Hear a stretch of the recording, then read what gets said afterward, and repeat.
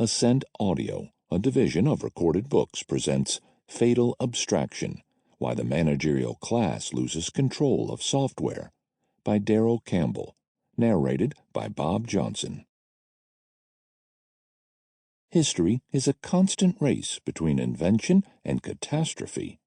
Frank Herbert, God Emperor of Dune. Introduction. The wrong kind of logic. I joined the tech industry in the summer of 2010, before it entered its messianic phase. My first job was downright predatory. I worked for a company that promised to open up the world of e-commerce to small businesses around the country, and then sold them barely viable prefabricated websites for $100 each. For every new order, I'd fire up our site builder program, slap the buyer's name and logo across the top of the page, and underneath I'd write paragraph after paragraph of text that was meant less for human readership and more for Google's search algorithm. Bob's dealership sells new Toyotas and used Toyotas.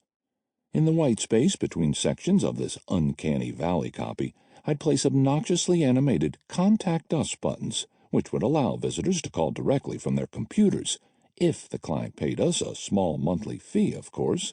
If they didn't pay, I would still add the Contact Us buttons to their website. They just wouldn't do anything when clicked. Invariably, about half of our clients would enable the buttons, while the other half would tire of having a useless element on their website after a few weeks and buy the click-to-call functionality anyway.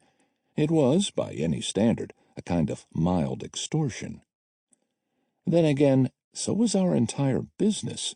There was no proof that the websites did a whole lot for our customers. The vast majority only got a few dozen hits per month. Still, the price was low enough, and the click-to-call technology flashy enough by the standards of Web 2.0 that no one really complained. Our clients evidently thought it was better to get in on the next technological revolution, even at the bargain basement level, than to have it pass them by entirely. And I enabled their behavior. My job was deeply unsexy. I earned $10 an hour with no benefits.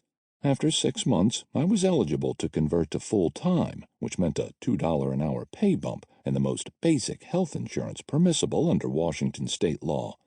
I knew of only one person, our supervisor, who had lasted long enough to become a permanent hire. Still, I had no intention of staying at the company for very long, so the arrangement suited me just fine.